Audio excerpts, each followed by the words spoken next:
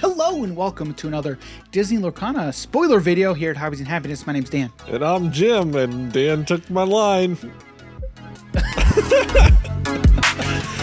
I did not mean to take your line. It's all right. It worked out. It worked out in the end. Good. All right, how's that going, everybody? Thanks for checking out this Disney Lorcana spoiler video. So we've got 5 new cards to discuss for you today. It's been a slow drip this week, but today we got 3 new cards. So we are recording this on Thursday.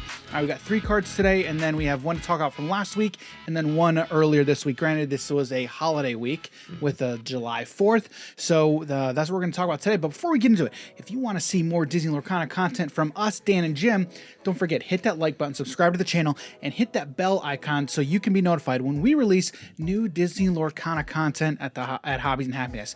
All right, so let's just get into it. So the first card we're going to talk about, it's a Donald Duck strutting his stuff. Now we did touch on this with Jonty and Sugi in our stream on Friday. Yep. So if you haven't, you can go check that out as well. So Donald Duck strutting his stuff is a 5-cost 4/3/2 inkable Dreamborn hero inventor in Sapphire.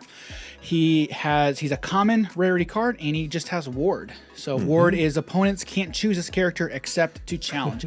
Jim, what do you think? What do you think about Donald Duck here? Yeah, he seems like a pretty cool card, and I love this artwork. The artwork is great. He's going around in some Gundam Gundam mech suit. Yes, yeah, very, very cool. that he made. I also like that he's inkable. Yes. It makes him instantly a better card. Yes. Yes. But 5 cost, 4/3/2 stat line. So we've got a total of 9 stats. Yeah, so we've got a total of 9 stats. Plus we have Ward. We have the keyword Ward. This was also spoiled to us from our friends over at comicbook.com. So that was a pretty nice spoiler at the end of last week. So that was fun. I mean, what's your overall thoughts on Donald Duck here, man?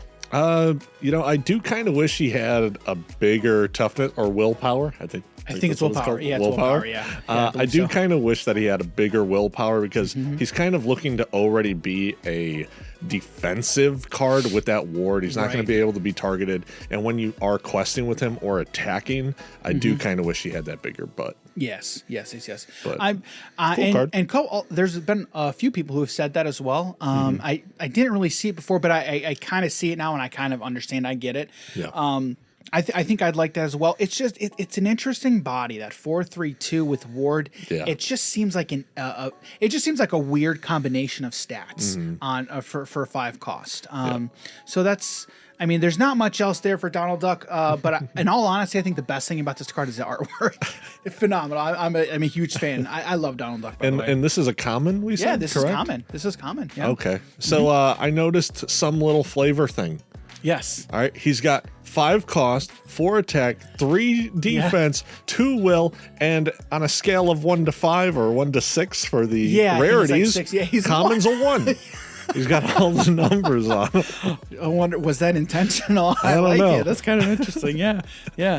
So yeah, that's Donald Duck strutting his stuff. And the next one we're going to talk about is Merlin, self-appointed mentor. So Merlin, self-appointed mentor, another Sapphire card.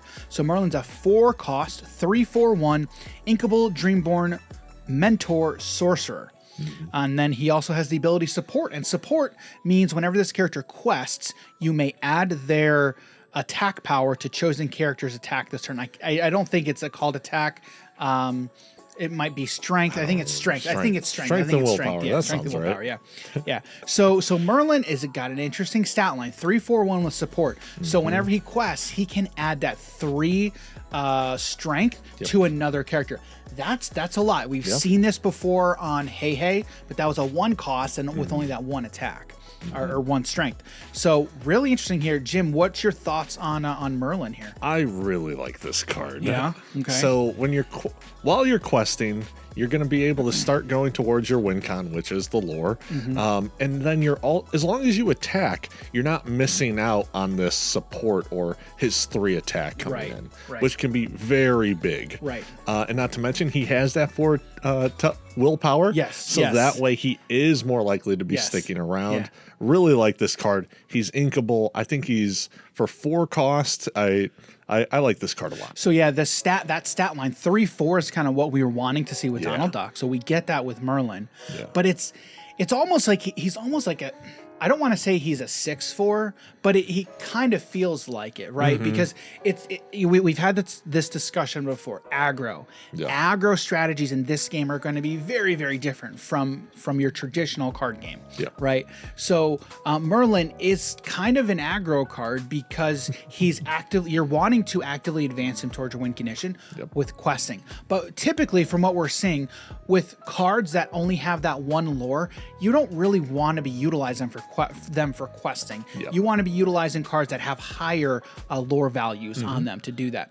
But with Merlin, it's like you actively want to do that because you're not missing out on anything. You are still getting that strength. You're still able to use that on somewhere else. So I've said this before. I really like this support ability. I think I'm very intrigued, and I'm very interested to see what kind of decks we're going to be able to brew around this support ability. So I'm a fan overall. And again, this is another common. So we've seen some pretty solid cards at the common rarity. So that's Merlin. And also that came to us from the Lorcana Germany Twitter account, okay, which is pretty cool. And now these next 3 cards were spoiled today. I want to make sure I'm quoting this correctly here. This was spoiled from our friends over at the Lorcana France TCG. They spoiled that over on their Twitter account, and I believe on their Discord as well. So the first one that we're going to talk about, again, staying on the sword and the stone theme, still waiting for some other cards here, but this is Befuddle. Befuddle is a 1-cost inkable action in Amethyst, and it says return a chosen character, interesting. Return a character or item with cost 2 or less to their player's hand. Jim, what do you think of a card like Befuddle?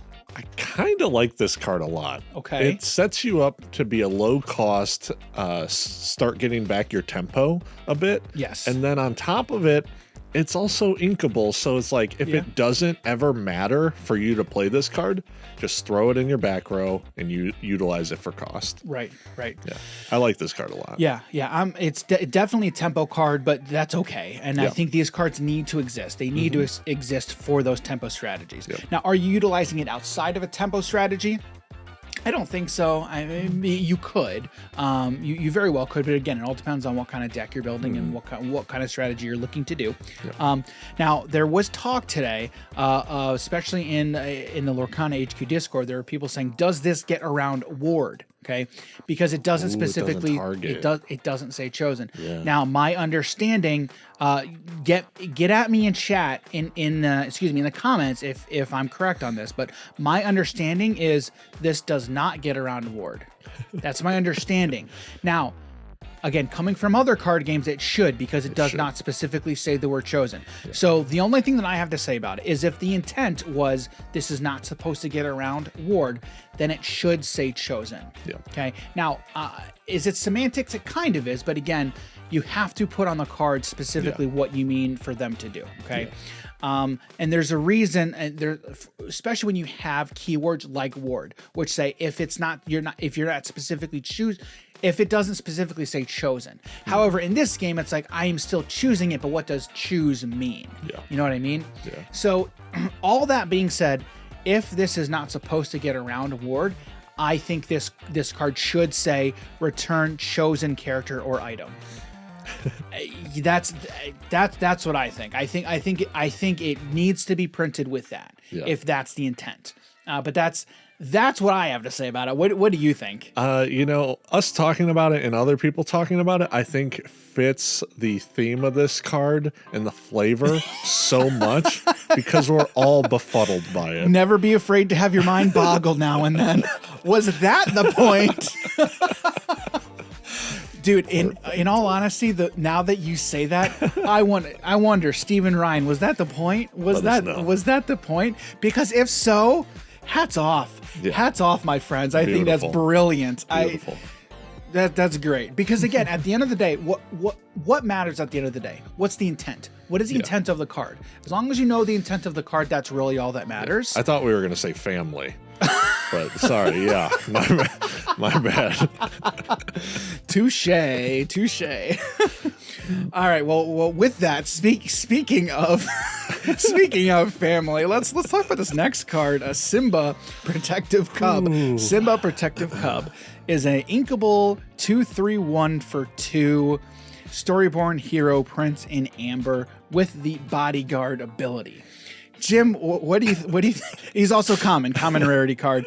Befuddled is an uncommon, by the way. Yeah. But what do you think about Simba? I like this card. For some reason, I really like seeing the bodyguard keyword on things. I don't know why. Yes. I just love seeing it. Yes, correct. And now he'd actually be able to protect Mufasa, Emotional, damn it! which is great. So we have that was going better for than it. how you said it before. I had time to think about it, you know? So Jim had a great joke about this. Soon as like, oh, I should have kept it, but he made it that much better. Yeah. Oh, I love it, dude. That's hilarious. But yeah, that's so Simba Protective Cub. I love the bodyguard keyword. I really like it. I mean, there's really not much to not like about this card. I think it's a 2/3 for 2 is decently statted. Yep. I think you're getting some good stats off of this. And again, there's really not much to not like about cards with bodyguard. Because again, if you don't need to exert them when they enter play, you don't have to. You can keep them protected, and then you want to use them for whatever. What's also interesting to me, I'm waiting to see a Floodborn Simba, because I think a Floodborn Simba like this Simba is going to be perfect, a perfect target. This and the other one drop Simba in Steel, those are going to be perfect targets for I think we have to see a Floodborn Simba in set 1, because this is now the 3rd Simba card that we've seen. The first in Amber, and then we have 2 in Steel. So if I had to put money on it, I think we would see a Floodborn Simba. But I mean, there's not much to not like about this card. I think this is a pretty solid card. And again, common. I mean, yes, that one lore is not much, but again, depending on what the board looks like, you don't have to. It does not have to enter play exerted. And this is another 2 cost. Think about this with Stitch, with Floodborn Stitch. Oh. Okay, so because again with Floodborn Stitch, I believe it was two or less that enter play. You can exert them to draw a card, so you do not have to choose to have Simba enter exerted. He can enter unexerted, but then exert off of Stitch to draw a card, and then he still has that bodyguard. I think this is a perfect card to pair up with Stitch. I'm trying to find it. Yeah, here's Stitch. During fans, whenever you play a character with cost 2 or less, you may exert it to draw a card. So there's no downside to play this Simba with Stitch Rockstar, to have him enter not exerted, but then exert to draw, and then you still are actively getting that bodyguard. So I think honestly, any card that costs 2 or less and has bodyguard, perfect to go in Stitch builds. I think it's perfect. So I love that card. I absolutely love Simba. Now, if Stitch didn't exist, I think would I like it less? I don't think I'd like it less. I just think Stitch makes Simba Protective Cub just that much better. So do you have any other thoughts about Simba there? I think he's fairly straightforward, and like you were going over, just the synergies you can utilize with him. It's really nice. All right, this last one is a giant. Shall we say it's a giant of a card? It is a Tinkerbell Giant Fairy. So Tinkerbell Giant Fairy, I absolutely love this card. Love everything about this card. So Tinkerbell is a inkable 4/5/2 for 6. So 4 strength, 5 willpower, 2 lore for 6 cost. She's a Floodborn ally fairy with shift 4.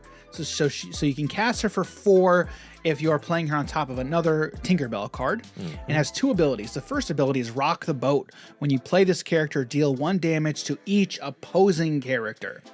Puny Pirate. During your turn, whenever this character banishes another character in a challenge, you may deal 2 damage to chosen opposing character. Woo, that was kind of a mouthful. She is a super rare card, not the highest rarity, which is legendary. Jim, what's your initial thoughts on a card like Tinkerbell? I love this card. Yeah, I like this card a lot. Yep. ETB, we're going to go ahead and hit just my opponent. Just my opponent stuff. stuff. It's not even everything. Yeah. Which, I guess you could say is better. Who knows? Yeah.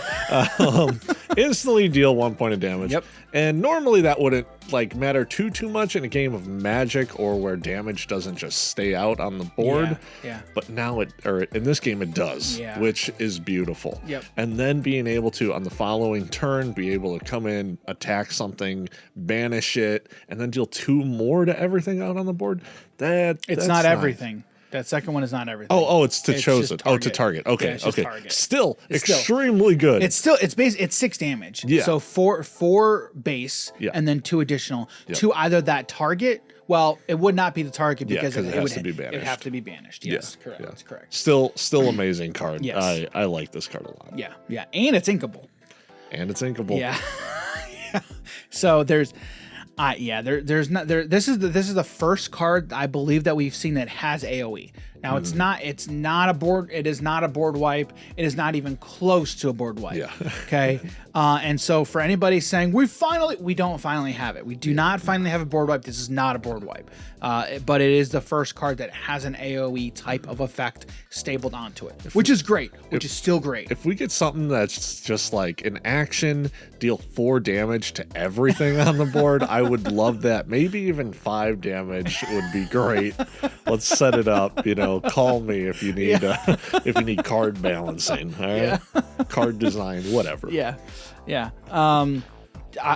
love the artwork. The artwork is phenomenal in this card, but in all honesty, there's not much to not like about this card. Yeah. I'm even fine with the cost. I'm perfectly fine with the cost. Yeah. I think it's. In all honesty, I think it's perfectly costed. Yeah. I think it is well costed. I mean, casting this for 4 is going to feel really good. 100%. Really good. Because again, if you're able to cast this on turn 4, you're going to be able to hit a lot of targets. You're going to be able to hit a lot of stuff on board that has a relatively lower threshold of health left, essentially. And so for being able to essentially wipe out your opponent's board, potentially, you're more apt to do that in the early to early mid game than you are going to be in the late game. Yeah. I think this card is going to do work, especially in the mid game. Will it still work in the end game? Yeah, it will, because again, you're still hitting everything on your opponent's board for 1. Still going to be huge. Still going to be key for sure. The other Steel Tinkerbell is a 3-drop, so you could even tempo this on turn 4. Yeah, you could tempo just it on turn 4. 3 other Tinkerbell into this. It's beautiful. Yeah, and and that Tinkerbell I believe is that ETB loot. It's tap. Oh, tap it's loot. exert. Okay, it's exert loot. Yeah, right, or whatever it is. Yeah, you turn it sideways. Rotate the card. You rotate the card. Yeah, battle plans. Yep. So tap it. Or you know what I mean, guys. Yeah, you know. So yeah, I mean, I feel like being able to bring this out on turn 4, wow, is going to feel really powerful. It's going to feel really, really powerful. So I think this is, in all honesty, I think this is honestly one of the first cards that has really wowed us. Would you agree? Yeah. There's not been a lot of other cards that have just been, wow.